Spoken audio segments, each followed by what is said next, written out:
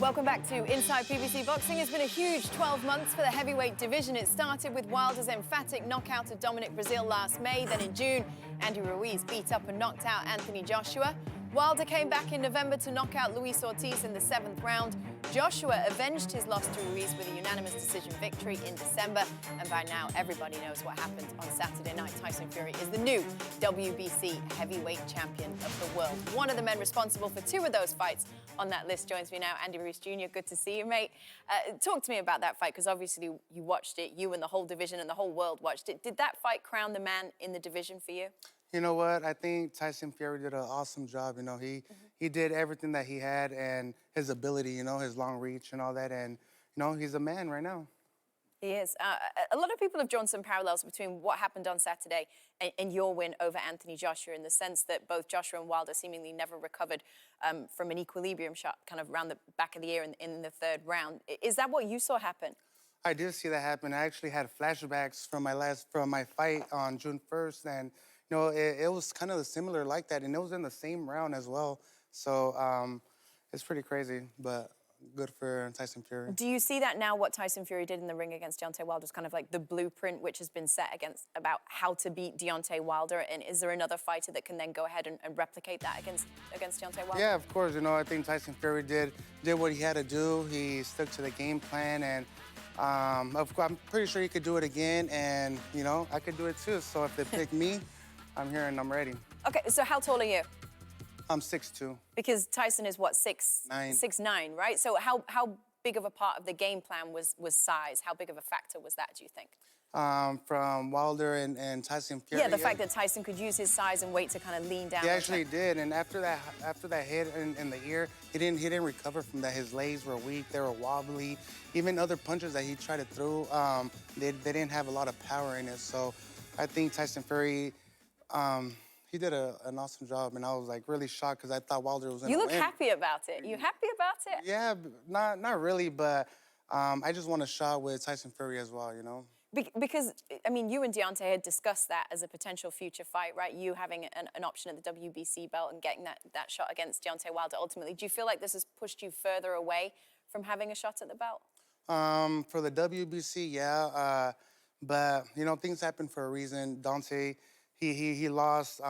They said that it was the jacket, that it weighed too much, or whoop-de-whoop, but okay. But you know what? I'm ready.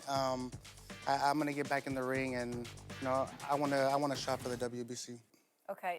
Deontay Wilder was asked about you last week and kind of in the build-up to the fight. He said this: when you come from nothing and then you obtain millions, then you start doing things that you could never do in your life before. I think that took him away from the structure and dedicating himself to boxing. So hopefully he comes back, and I hope he doesn't come back when the money runs out, is what he said.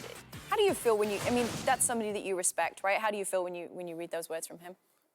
Well, I think they're just words of encouragement, you know. I think he's just trying to tell me to get back in the ring, not to feel down just because I lost my last fight. And, you know, I didn't lose badly, you know. I didn't get knocked out or nothing, thank God. But, you know, on August, I'm ready to, hopefully on August we'll have a match, and I'll be ready to get back in the ring. We've seen on Instagram that you've posted a bunch of videos, right? You're back in the gym. You're obviously kind of pushing that message that you're training hard. Can you say hand on heart now that you're the dedicated fighter that you always thought you should be? I am, you know, and I know Manny Robles was talking stuff that I didn't do this, I didn't do that in the gym, and I admitted it, you know, and in the fight as well. But now there needs to be a new Andy. There needs to be a new change. So that's why I kind of wanted to change trainers and, you know, just stay focused. And, you know, I made history, and I want to make history again, so. You refer to the comments by Manny Robles. We're just going to, for the viewers' interest, just so that they know what you're talking about as well. Here's what he had to say. He doesn't listen. You know, Andy doesn't listen. Andy doesn't listen to anybody. And, you know, so Andy's a great guy, man. He's a great fighter. But he's got to hold himself, he's got to learn to hold himself accountable. You know what I mean? He's got to learn and look and stare at himself in the mirror and say, hey, listen, I need to change. You know, because it's easier to point fingers. It's, like I said, it's easy to remove people and say, well, it was his fault, it was his fault. No, it's your fault. Take the blame yourself and grow up. I mean, this was your guy in your corner, right? Did that hurt?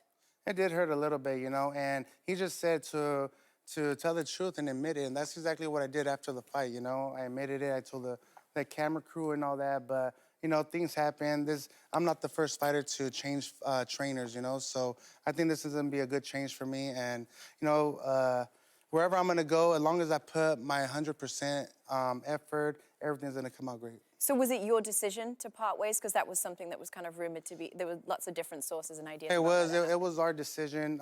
It was a whole team decision, you know, and I didn't really want this to happen, but it just happened, and, you know, it's nothing else more to say, just to train hard and Did you hold him responsible? Did you think that he was in part responsible for the loss? Because otherwise, I guess the question is, you know, why part ways?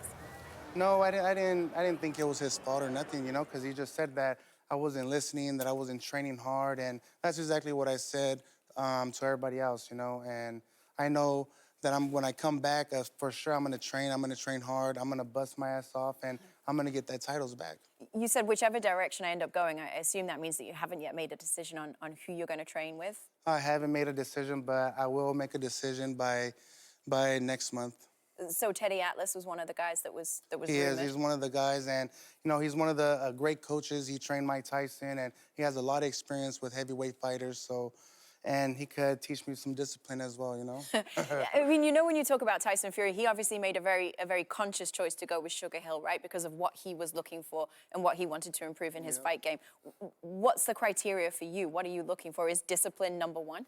Of course, discipline, remaining focused, and I think going away out of the distraction, you know. I think I need to go somewhere so I can focus, stay isolated, and, you know, get these belts back.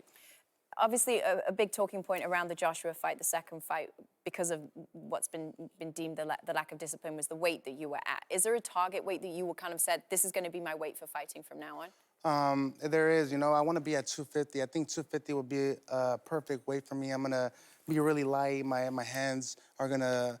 They're gonna be faster, but for my last fight, I was 280-something pounds, so I was overweight. I couldn't really cut the rings. I couldn't really throw my combinations, but that's because of that I should have trained harder, you know. But that's for sure. How important is it for you now to kind of stay close to that 250 mark between fights? Is that going to be a priority?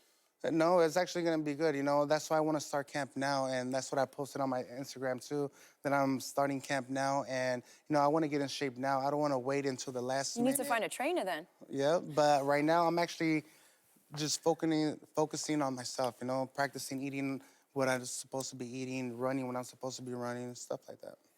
And if we're thinking about camp, we're obviously thinking about the next fight. So have you had any conversations with Al? Has he spoken to you? Who do you want to fight? What's the deal?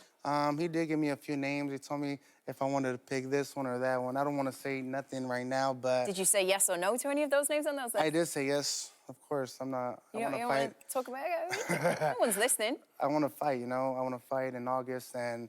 You know, there's a few guys out there, and they mentioned Ortiz as well. But I think I wanna have a fight before I fight Ortiz. I want to get back in the rhythm, back in the routine.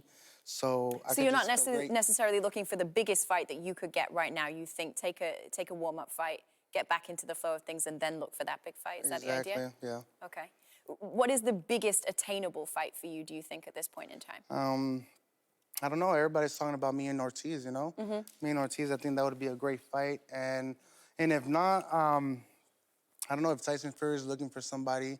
You know, I'm pretty sure I just got to get a fight, and then I want to... I think Deontay Wilder is busy looking for Tyson Fury right now. Right. Anthony Joshua, the trilogy, has there been any talk about that? Is that something that Anthony is open to?